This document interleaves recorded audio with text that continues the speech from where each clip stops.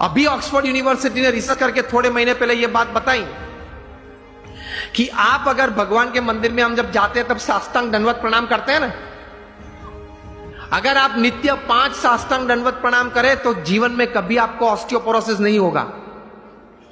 It is proved, scientifically proved, experimentally and clinically proved. ऐसी 1000 बातें मेरे पास है कि हमारे महान ऋषियों ने हमारे सच शास्त्र में जो बात लिखी है, it is absolutely scientifically true. तो ये श्रद्धा रखना, ये विश्वास रखना कि ये बात सही है, तो जीवन में आपको बहुत काम में आएगी ये सब बातें। तो कभी फंडामेंटल्स को प्रश्न मत पूछना, भगवान कहां है, किसने देखे। सी ये वर्ल्डली बातें हैं, is first seeing and then believing. जो दुनियावी बात है उसमें सिद्धांत क्या है? First seeing and then believing. भगवान की बातों में है first believe and then see. बात ही अलग है, तरीका ही अलग है। तो दुनियावी बात का तरीका आप वहां कैसे जुड़ पाओगे? तो फंडामेंटल्स को कभी प्रश्न मत पूछना।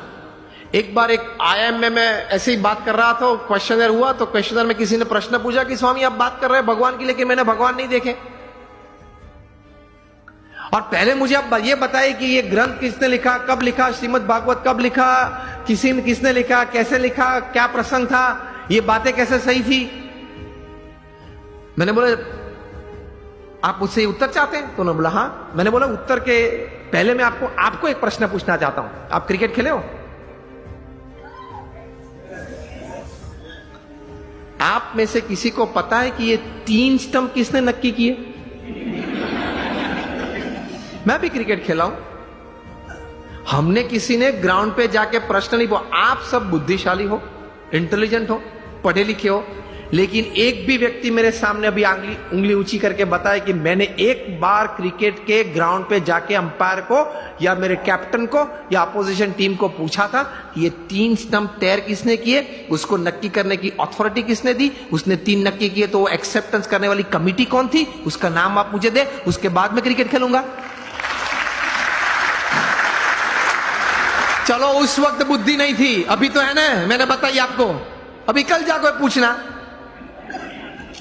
आप मैच चालू होने से पहले आप ओपनिंग बैट्समैन के रूप में बैट लेके अंदर गए और पूछो पहले मुझे ये 3 स्टंप का इतिहास बताएं, ये 22 यार्ड की पीछे उसका इतिहास बताएं, ये बाउंड्री लाइन का इतिहास बताएं। फिर अगर मुझे उसमें कॉन्फिडेंस आया तो ही मैं क्रिकेट खेलूंगा।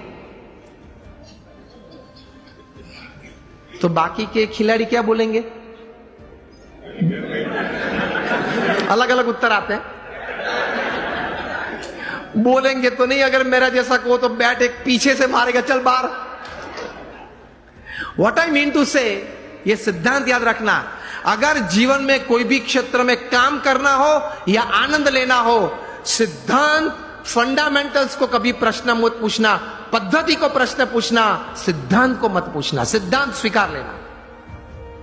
उसी तरह भगवान का आनंद, भगवान की शक्ति का आनंद और भगवान के कर्तव्य जीवन में अगर महसूस करना है तो उनके अस्तित्व के बारे में कभी प्रश्न पूछना नहीं पूछना, स्वीकार लेना, चलते रहना आगे आगे आगे, आपको सब कुछ दिखेगा।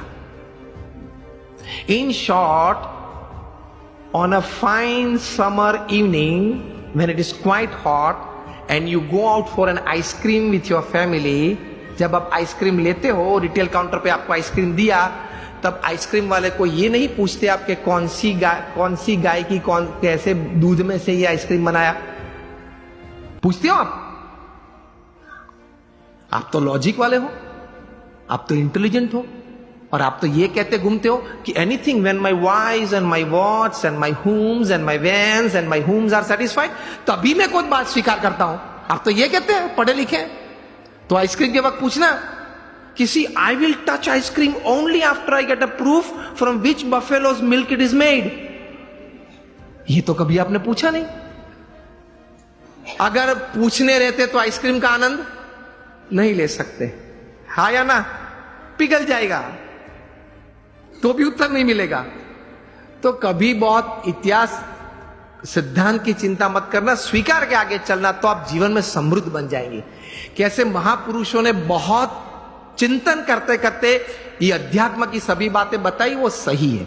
एक बार स्वीकार कर लेना, थोड़ा उस पथ पे चलना चालू करना, तो आपको आनंद भी आएगा, प्रतीति भी आएगी और प्रेरणाएं मिलती रहेगी। ये से आप समृद्ध बन सकते हैं।